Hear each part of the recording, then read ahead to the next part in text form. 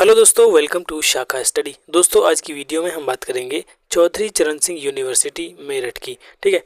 इसमें जो आपका एमएड एडमिशन की प्रक्रिया है दोस्तों, वो 2023 के लिए अब शुरू कर दी गई है। यानी एडमिशन प्रक्रिया में जो पहला स्टेप होता है रजिस्ट्रेशन फॉर्म का, वो यहाँ पर स्टार्ट कर दिया गया है। ठीक है। और अगली वीडियो में हम लेकर आएंगे कि स्टेप बाय स्टेप आपको पूरा रजिस्ट्रेशन फॉर्म कैसे फिल करना है। इसलिए अभी आज आप रुक जाएं। ठीक है, एक दिन वेट कर लें, वीडियो को आप देख लें कि ऐसा ना हो कि कहीं आपके फॉर्म में कुछ गड़बड़ हो जाए और फिर आपका फॉर्म बाद में रिजेक्ट हो जाए। ठीक है।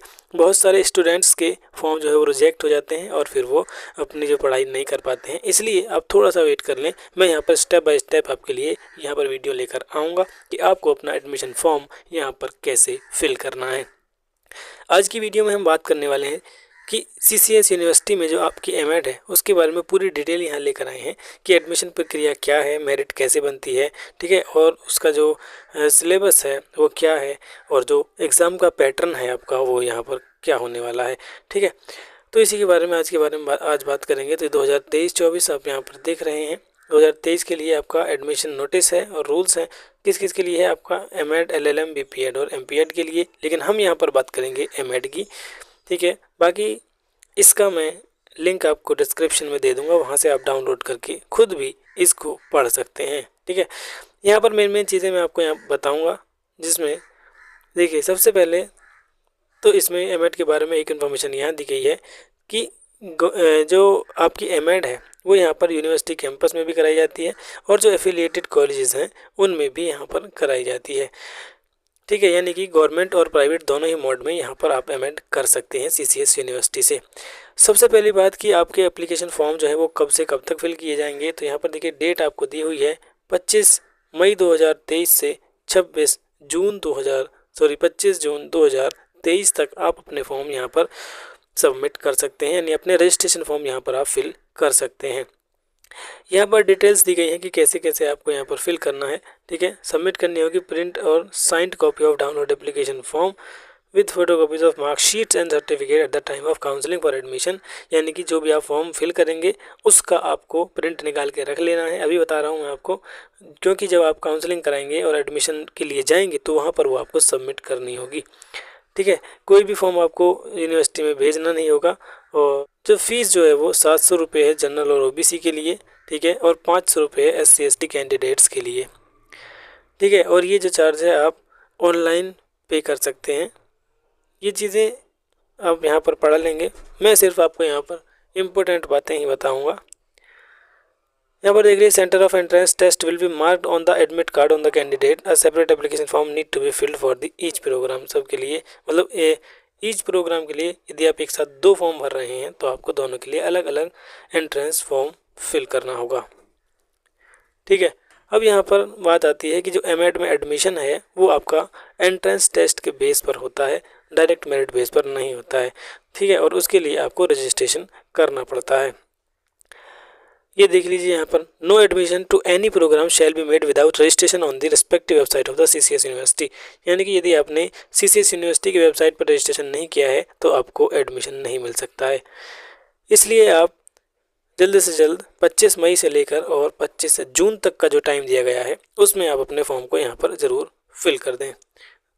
अब यहाँ पर देखते हैं एलिजिबिलिटी क्राइटेरिया क्या होना चाहिए। एमएड करनी है यदि आपको तो आपके पास क्या होना चाहिए। ये देखिए कौन कौन एमएड कर सकता है। बहुत से स्टूडेंट्स की ये प्रॉब्लम रहती है कि हमने डीएलएड किया है, जो बीटीसी होता था पहले, कि क्या डीएलएड वाले एमएड कर सकते हैं। तो यहाँ पर देखिए साफ साफ लिखा हुआ है, मिनिमम 50% मार्क और an equivalent grade in BEd, BA BEd, BSc BEd, B.El.Ed या डीएलएड। यानी कि यहाँ पर डीएलएड वाले जो हैं वो भी एमएड कर सकते हैं with an undergraduate degree और 50% मार्क्स ईच। यानी कि आपके 50% मार्क्स यहाँ पर सब में होने चाहिए। ठीक है।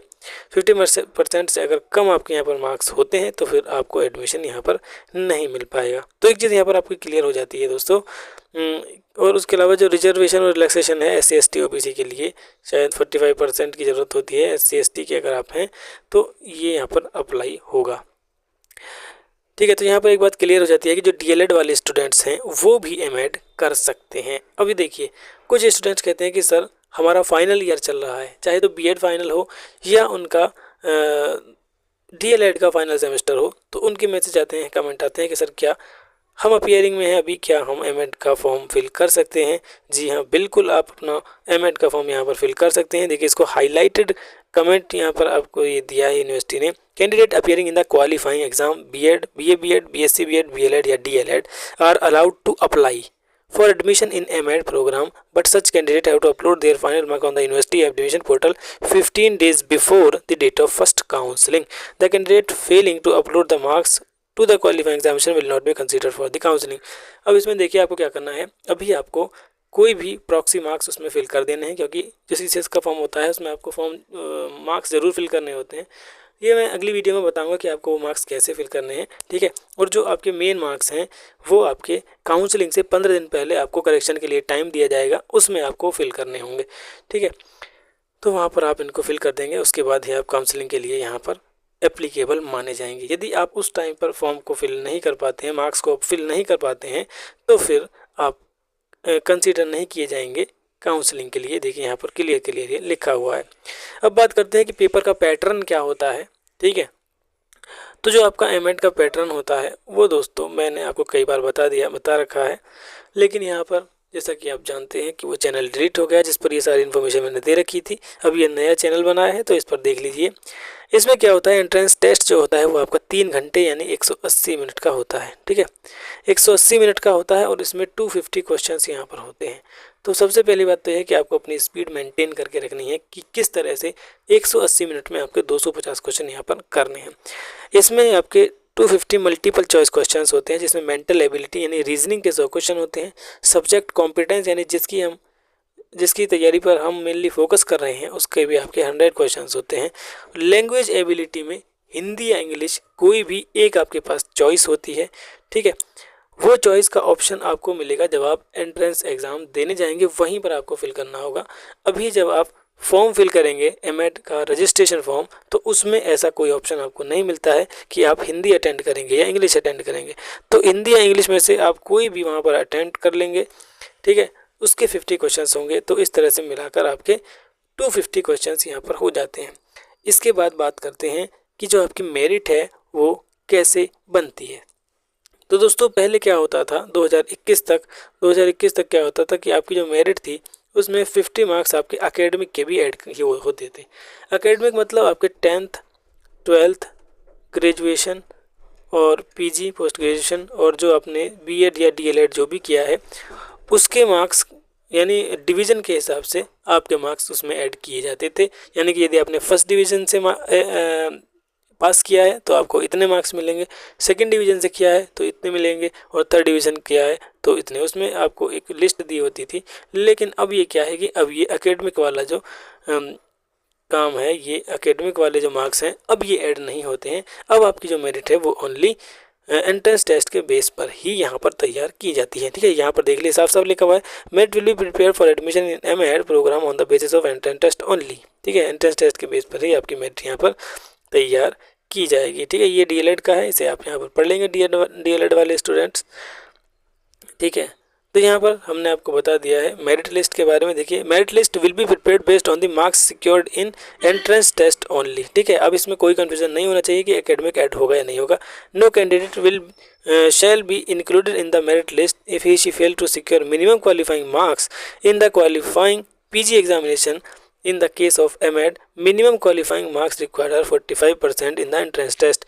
यानी कि मिनिमम मार्क्स जो है वो आपको 45% लाने ही होंगे। इससे कम मार्क्स अगर आपके आते हैं तो आपको एडमिशन ही नहीं मिलेगा, ठीक है। अब देखिए 250 का आपका टेस्ट है, इसका 45% आप निकालेंगे तो वो आता है आपका 112.5, ठीक है। यानी कि 113 नंबर आपके इसमें होने ही चाहिए। 113 से कम अगर आपके मार्क्स होते हैं 250 में से तो फिर आप एमएड में एडमिशन नहीं ले पाएंगे, ठीक है। ये बात सही से आप जान लें। 113 मार्क्स हालांकि आसानी से आ जाते हैं क्योंकि 100 क्वेश्चन आपके मेंटल एबिलिटी रीजनिंग के होते हैं। इनमें से ज़्यादातर बच्चे 80-90 क्वेश्चंस कर ही देते हैं, और हिंदी के भी आप 10-20-50 में से 25-30 क्वेश्चन आसानी से कर देंगे। तो इसमें इतनी टेंशन लेने की आपको ज़रूरत नहीं है, ठीक है। The candidate appearing in the qualifying course examination have to upload their final marks on the university admission portal 15 days before the date of first counselling. इस बात को आपको जरूर ध्यान रखना है। पिछले साल और उससे पिछले साल भी कई स्टूडेंट्स के जो एडमिशन है वो कैंसिल हुए हैं सिर्फ इस वजह से कि वो अपने जो फाइनल मार्क्स थे उनको अपलोड नहीं कर पाए। ये उनके लिए है जो इस साल बीएड फाइनल में है या डीएलएड फाइनल में है, फाइनल सेमेस्टर में है, वो इस बात को ज़रूर ध्यान रखें। जिन्होंने बीएड या एमएड पहले ही कर लिया है तो उनको इस बात की कोई टेंशन लेने की ज़रूरत नहीं है, ठीक है।